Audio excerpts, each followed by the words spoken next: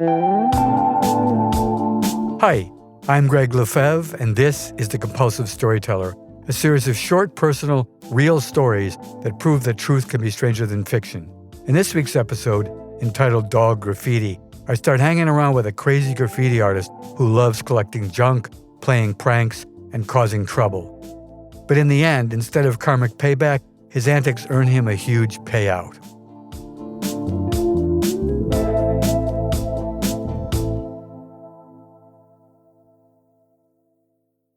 Dog Graffiti. I'm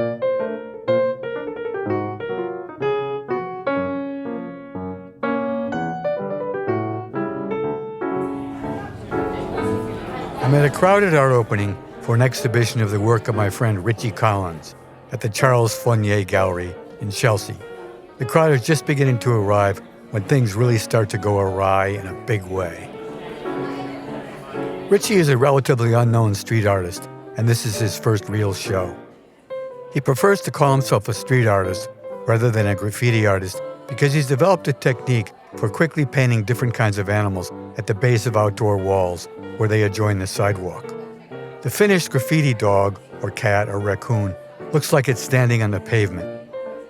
Painting with white paint and a 2-inch wide brush, they're a little more elaborate than stick figure animals, but not much. They do have something special about them, though. Maybe it's the freedom of his brushwork because of the speed with which he paints, or maybe the fact that they do seem to capture something special about the animals themselves. On a number of occasions, I've actually seen small dogs barking at them. Richie has chosen dogs as a theme for his exhibition. The walls of the exhibition are unique, to say the least. At the base of the walls, he's painted dogs in different places around the gallery and then spritzed them with thinned yellow paint. So it appears that the graffiti dogs are peeing on the walls. Then all around the gallery, higher up on the walls, are a series of canvases bearing more of his graffiti dogs.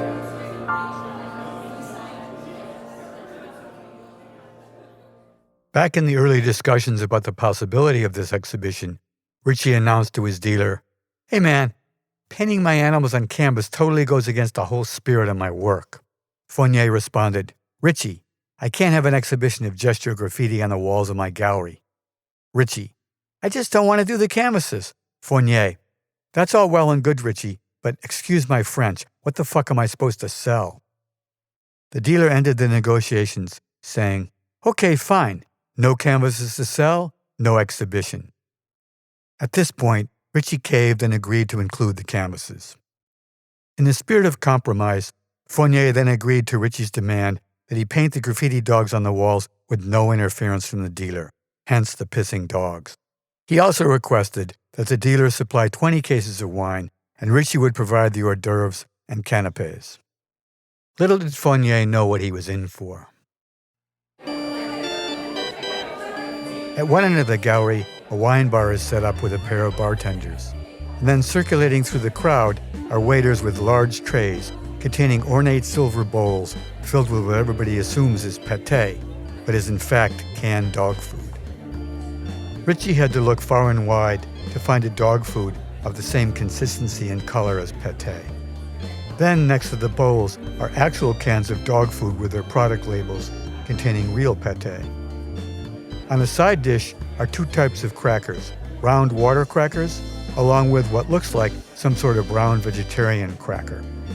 These are actually made from large dog biscuits, the kind you'd feed to a Great Dane, sliced into thin rectangles. As the crowd imbibes more wine, they readily chow down on the snacks, but some attendees think that the pâté tastes a little funny. Others, however, marvel as they crunch away, trying to identify the interesting flavor of the vegetarian crackers. When Fournier is alerted by one of his collectors that there are open cans of dog food on the serving trays, he gently takes Richie by the arm and has the servers come over. "Richard, you can't have open cans of dog food on the serving tray. What if someone eats it by mistake?" So with a big smile, Richie gladly removes the cans of dog food, which are of course in reality cans of pâté. Richie's all-suffering wife is in attendance, clad in a dress that looks like Richie might have found it on the street. She's very upset by his prank, and he's afraid that she'll tell the dealer what's going on. So Richie assigns me to accompany her all around the gallery, making sure this doesn't happen. By the time the opening finishes up, the contents of the trays have been replenished many times, and amazingly, no one seems the wiser. Nor has anybody vomited or collapsed on the floor from food poisoning. Best of all, Richie's actually sold a number of canvases. Early in the opening, one of Richie's friends tells me an art joke.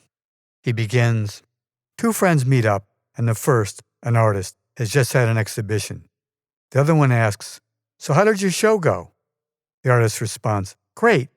Then the friend asks, 'So you sold some work?' And the artist responds, 'No, but I'm in a very strong inventory position for my next show.'"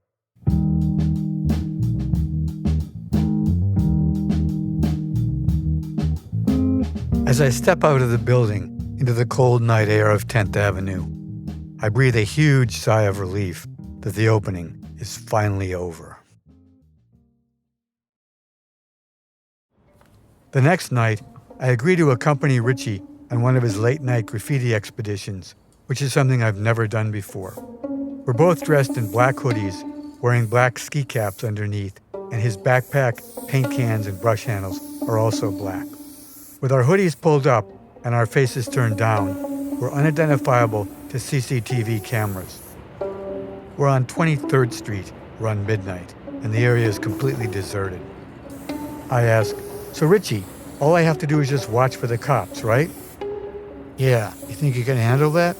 he says sarcastically, "and look in all directions. Duh." My heart is beating a little fast because my interactions with the police have always ended so badly. Then, almost immediately, I see a police car heading our way.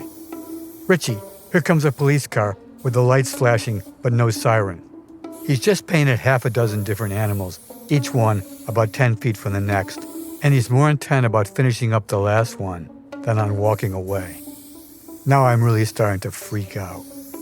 The cop in the police car looks straight at me as it passes by. We get the hell out of there before they have a chance to turn around and come back. Meanwhile, he's acting like the cop showing up is somehow my fault. Ah, the joys of hanging out with a graffiti artist. In the wee hours of the morning, after our expedition, he invites me to his place on the Upper West Side. He tells me that he lives up there with his wife in a large 7-room, rent-controlled apartment. When we enter the place, to the left is a kitchen, and beyond a bedroom where he tells me his wife is asleep. But the other 5 rooms are filled with TV sets. Yes, that's right, hundreds of TV sets. They're well organized, though, stacked so that the sets get progressively smaller as the piles ascend. He tells me that he picks up old TV sets on the street, wherever he finds them. Old console cabinet sets from the early days of television, little portables, circular screen TVs that were briefly a fad. He goes out on trash nights to different neighborhoods with a 2-wheel hand truck and bungee cords together a small pile of televisions before he heads home on the subway. I think to myself that he really is a junk man. And now that I look at him, he very much looks the part. Keep your voice down so you don't wake the wife. She and I are not on the best of terms lately. When I look around, it's easy to understand why. As we walk down the hallway, he points out his favorite piece in the collection, a big Art Deco birch console TV. A truly beautiful design with big rounded corners. "But do they work?" I ask. "That's not the point, man. They're beautifully crafted objects that should be preserved. Besides, I think someday they'll be worth something. I've had to promise my wife, though, who's about to leave me, that I won't bring any more home. So now I have to swap out inferior models, slowly upgrading my collection." And then, speak of the devil, out comes his wife Martha in a bathrobe and slippers.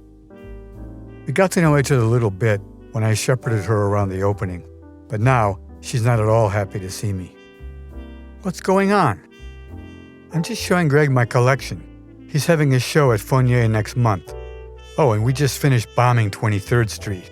She doesn't acknowledge me at all and responds to his news with a sarcastic, "Good for you," then shuffles back to the bedroom. I learned that Richie's day job is on the streets as well. He collects all sorts of junk from the trash, and then sells it at flea markets or sometimes at his own table on the street. He definitely has a good eye for collectible objects, though, turning litter into glitter, as he puts it. The opening of my show at Fournier Gallery is not nearly as subversive nor as well attended as Ritchie's, but a couple of celebrities do show up. The building on 10th Avenue that houses the gallery is owned by a mega-rich Japanese businessman named Mr. Ito. He supposedly controls the market for eggs in Japan. When he enters the gallery, he's accompanied by Rocky Aoki, the founder of Benihana of Tokyo. They both greet me warmly and invite Ritchie, who's of course at my opening, and myself to a Japanese reception to honor Mr. Ito. It will happen a few days later upstairs in the building. When Ritchie and I enter the reception, it's packed with well-dressed Japanese people. There's a raised dais up front where sits Mr. Ito. On both sides of the room, there are long tables covered with sushi laid out in elaborate designs. The master of ceremonies welcomes Mr. Ito, and many in the crowd bow to him. Then he speaks to the group at length in Japanese, and Ritchie, who is bored, grabs himself a piece of sushi, which brings a quick response from the undercover security personnel. When Ito's remarks are finished, many of the people in the room form a reception line leading up to the dais. The line is moving slowly, so Ritchie whispers to me, "This is bullshit, man, I'm out of here." And he disappears into the crowd, leaving me to fend for myself for the rest of the night. This event is actually the last time that I see Ritchie. There's an expression, mean as a junkyard dog, which certainly applies to him. Although maybe street tough or rude and crude would be more apt. I do speak to him once more by phone when he invites me to do some graffiti bombing on the Lower East Side, but I've lost my appetite for tagging. Then one day, a few months later, I run into Charles Fournier on the street. "Greg, my good man, how are you?" "I'm doing fine, and how about you, Charles?" Then he asks, "Did you hear about Ritchie?" My immediate thought is that Ritchie is dead. He continues, "Do you know the work of Namjoon Paik?" To which I reply, "Of course." Namjoon is a Korean artist who's reached the pinnacle of fame in the art world with exhibitions in museums all over the globe. He's considered the founder of video art, creating installations using television sets arranged in different configurations, sometimes piled high, sometimes in circles, and often with the images moving between the TV sets from one part of the installation to another. He bought Ritchie's entire collection of old TVs, and guess what he paid? Then he hesitates for effect. $300,000. And we both shake our heads in amazement. Then he continues, "That's the thing I love about New York. Someone with talent and passion, regardless of where they come from or what they look like or how they behave, can find real success." Then, his last words to me, "Only in New York."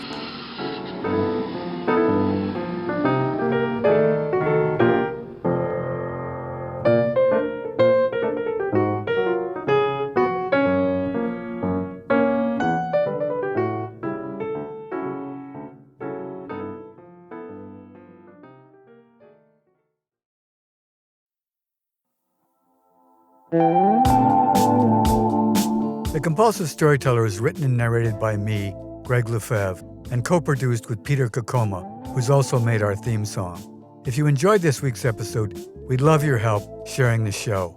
Please subscribe to The Compulsive Storyteller for free on Apple, Spotify, or wherever you listen. And also, if you could leave a review, that would be fantastic. Follow the show on Instagram, @The Compulsive Storyteller, and check out our website for more information at thecompulsivestoryteller.com. Thanks for listening, and if you don't like this one, the next one will be another story.